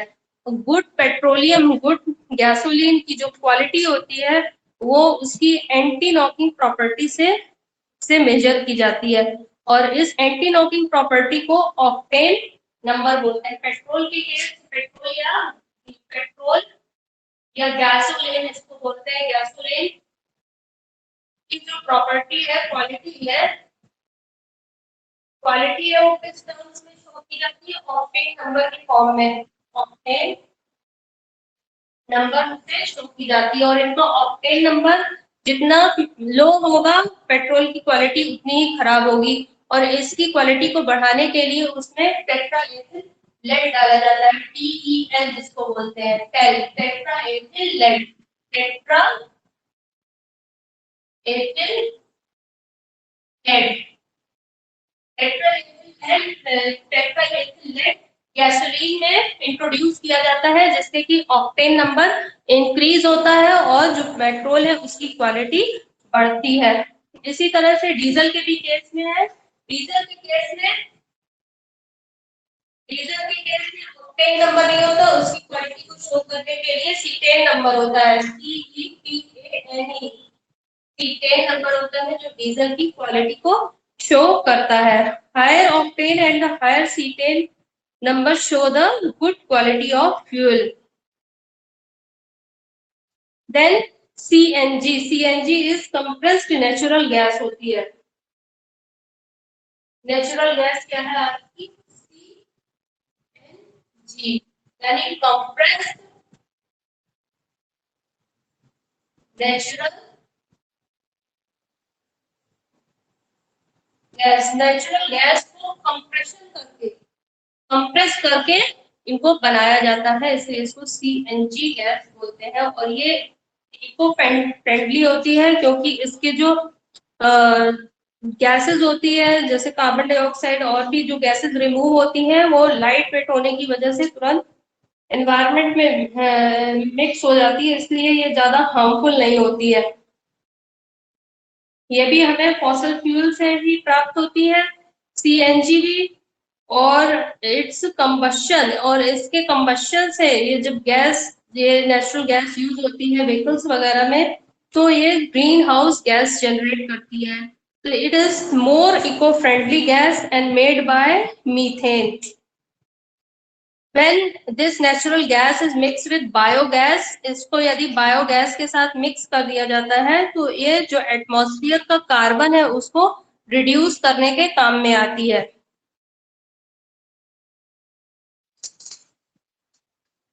बायोफ्यूल्स, नेक्स्ट है बायोफ्यूल्स।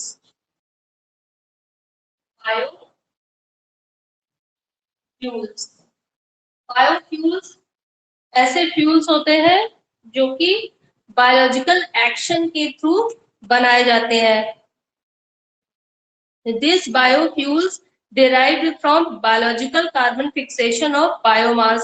बायोइथेनॉल इसका एग्जांपल है बायोइथेनॉल। ये बनाया जाता है कि शुगर केन है, कॉर्न है, इन सब के फर्मेंटेशन से बायोइथेनॉल बनाया जाता है। और बायोडीजल, दो इसके एग्जांपल है, bioethanol and biodiesel.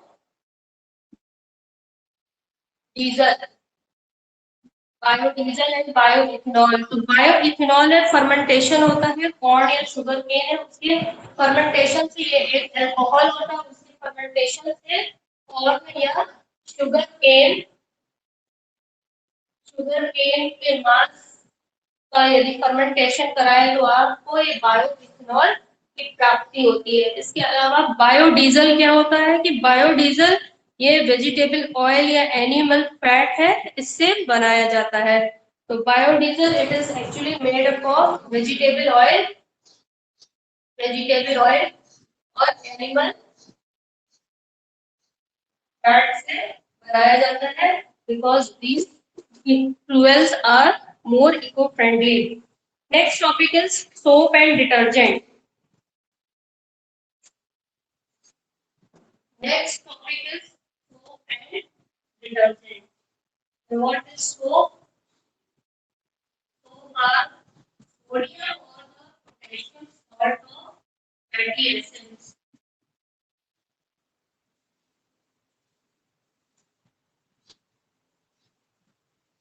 Soap and detergent. Soap and detergent. Soaps are sodium or the potassium. Soaps क्या होते हैं? Soaps are salt of sodium or potassium of long chain fatty acids होते हैं। इनकी क्या प्रॉपर्टी होती है? क्लेंजिंग प्रॉपर्टी होती है। क्लेंजिंग प्रॉपर्टी होती है, सफाई के काम में इनका उपयोग होता है, क्लेंजिंग प्रॉपर्टी होती है। और इस सोप मॉलिक्यूल्स के दो पार्ट होते हैं, एक होता है non ionic part, non ionic hydrocarbon group होता है, और दूसरा होता है आयनिक group.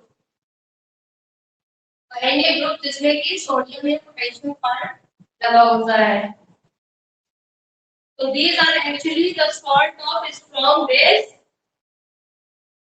salt of strong base and weak acid। इसलिए सोप को वाटर में डिसॉल्व किया जाता है, तो वाटर है वो बेसिक नेचर का हो जाता है। सोडियम सोप भी दो तरह के होते हैं, it is two types of soap. First is sodium soap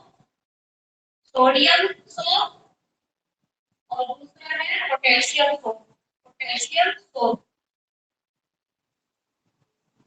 potassium soap ये हार्ड होता है और ये सॉफ्ट होता है। पोटेशियम सोप जनरली यूज होता है शेविंग क्रीम में, यूज होता है शैम्पू, शेविंग क्रीम में,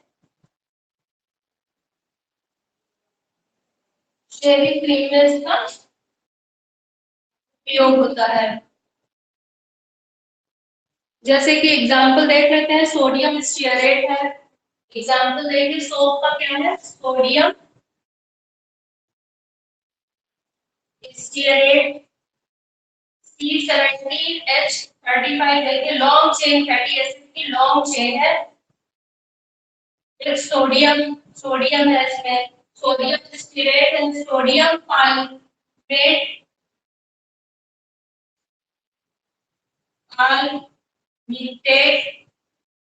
इसमें C15H31 COONA लॉन्ग चेन है, 15 कार्बन की चेन है, 15 और एक कार्बोक्सिलिक ग्रुप का हो गया, मिला करके 16 कार्बन की इतनी लॉन्ग चेन है। और सोप का फॉर्मेशन किस तरह से होता है? और सोप आर फॉर्म्ड बाय, किस तरह से बनते हैं? Soap are formed by hydrolysis of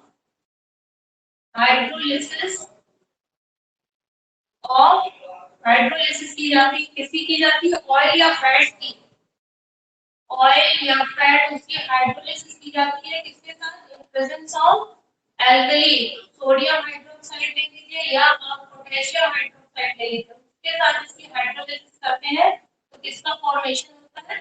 soap का फॉर्मेशन होता है। और सोप सॉल्यूशन से सोप को प्रेसिपिटेट करने के लिए क्या ऐड किया जाता है? सोडियम क्लोराइड ऐड करते हैं। सोडियम क्लोराइड यानी नमक को इसका इस्तेमाल किया जाता है, जिससे कि वो प्रेसिपिटेट हो जाता है और अलग हो जाता है, सोप प्रेसिपिटेट होकर के अलग हो जाता है। Then cleansing action of soap, पूछा जाता है कि किस तरह से सोप कपड़े को क्लीन करता है। उसके लिए देखिए इसका जो स्ट्रक्चर है, ये पार्ट है, इंपॉर्टेंट पार्ट है, non ionic part hydrocarbon part और आयनिक पार्ट है आपका सोडियम के साथ लगा हुआ है। तो कोई भी आपका जैसे डार्ट है, तो जो ऑयली पार्ट होता है उससे जो नॉन आयनिक पार्ट होता है वो जाके एडिटर हो जाता है।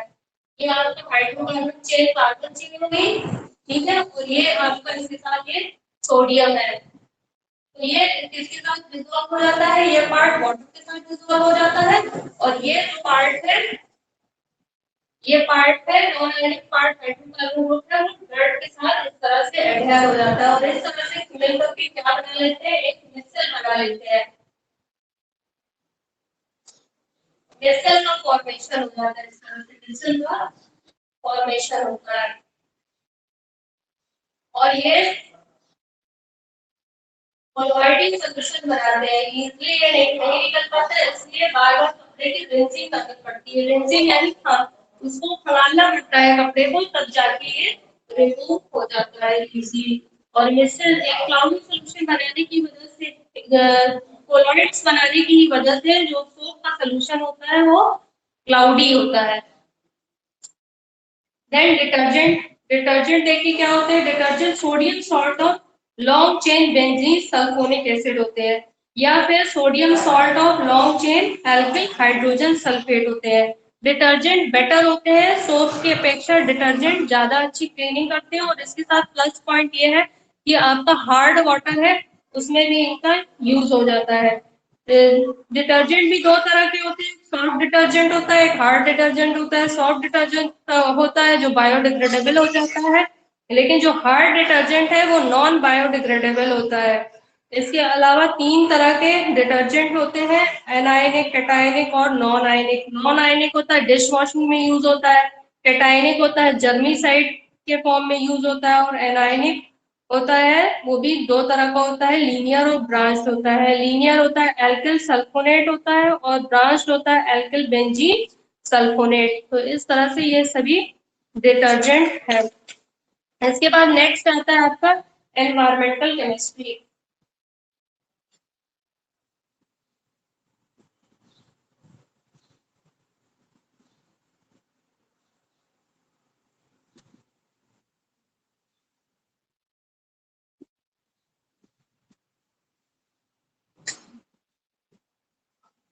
Environmental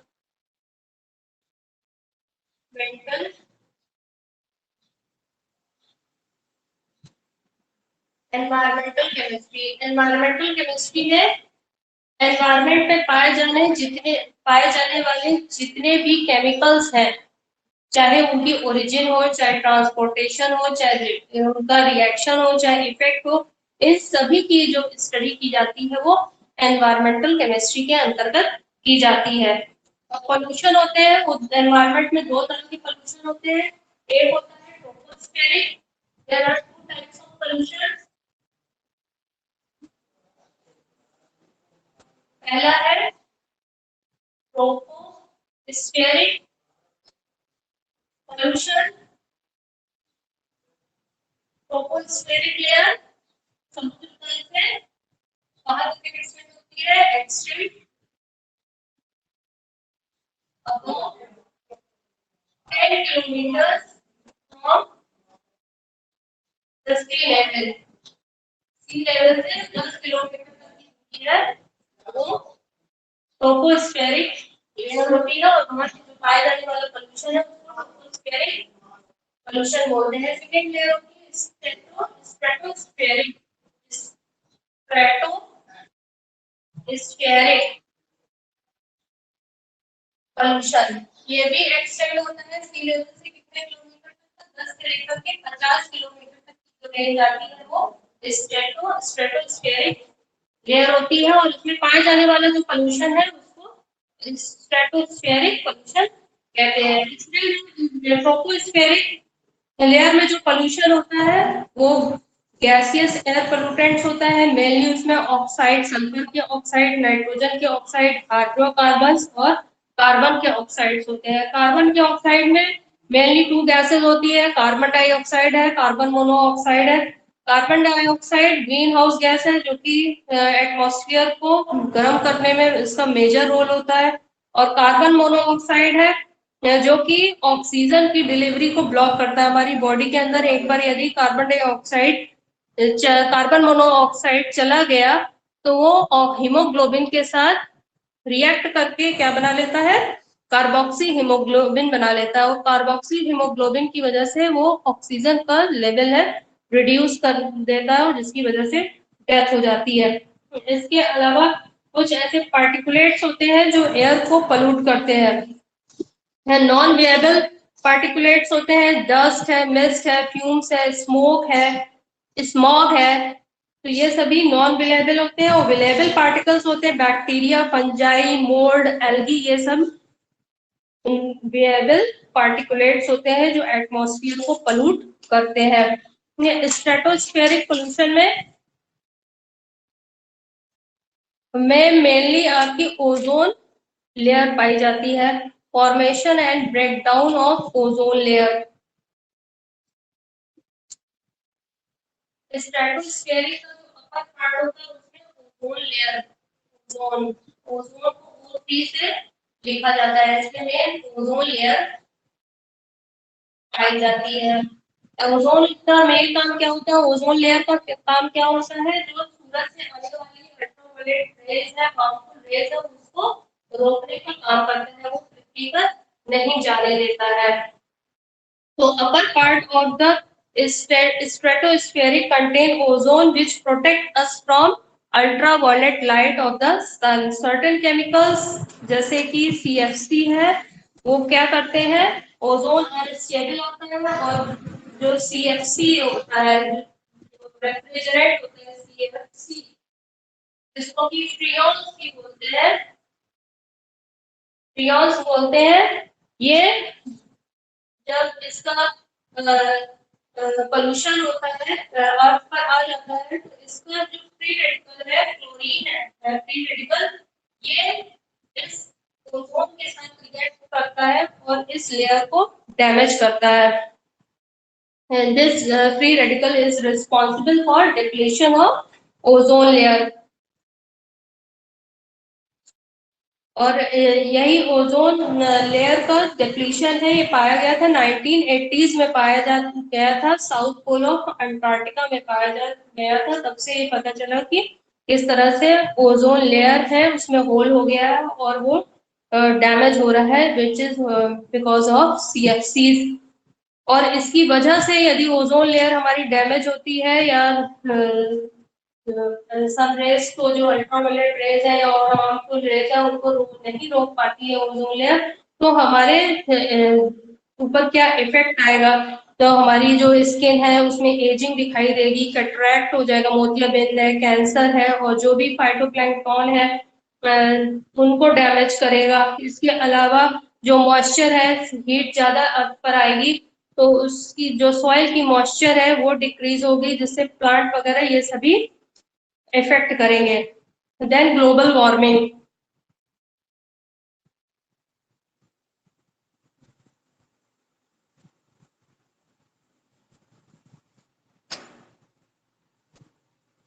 global warming.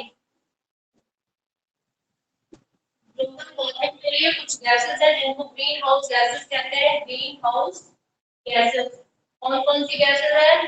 जैसे कि कार्बन डाइऑक्साइड है, मीथेन है, ओजोन है, सीएफसी है, वाटर वेपर है।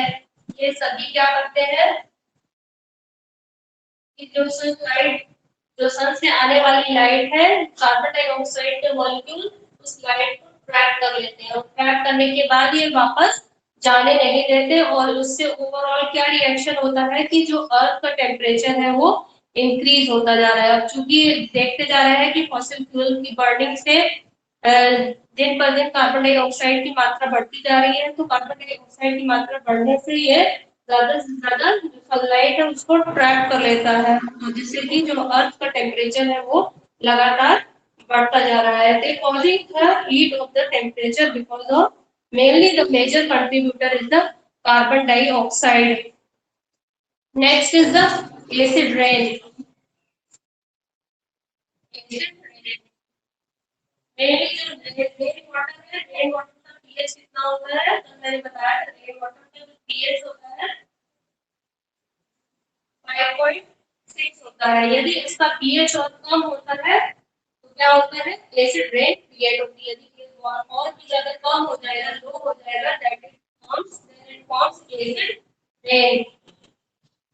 एसिड रेन बनाता है। और एसिड रेन क्या होती है कि जो रेन वाटर होता है इसका रिएक्शन हो जाता है किसके साथ कि जो हमारे अर्थ में पॉल्यूटेंट पाए जाते हैं जैसे कि नाइट्रोजन के ऑक्साइड है या सल्फर के ऑक्साइड है, इनके साथ रिएक्शन करके ये एसिड का फॉर्मेशन कर लेते हैं और इसकी वजह से एसिड रेन बनती है। Rain water when reacted with these chemicals present in the atmosphere to form acid rain. This acid rain actually effect किसको किसको इफेक्ट करती है? प्लांट की ग्रोथ को, ट्रीज को, एग्रीकल्चर को, एक्वेटिक इकोसिस्टम को। इसके अलावा जो वाटर पाइप्स हैं उनको कोरोड जंग लग जाती है इसकी वजह से।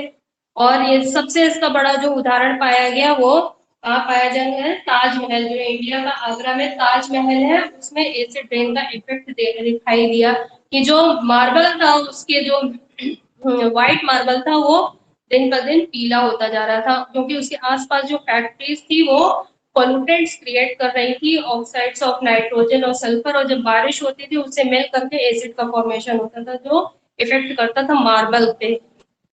तो इस तरह से एसिड रेन भी को भी यदि कुछ ऐसी लेक्स होती हैं जिनका की पीएच लो हो जाता है तो वहां पर कुछ बेसिस जैसे कैल्शियम कार्बोनेट वगैरह डाला जाता है जिससे कि उसको न्यूट्रलाइज कर देता है। Thank you, that's all, thank you.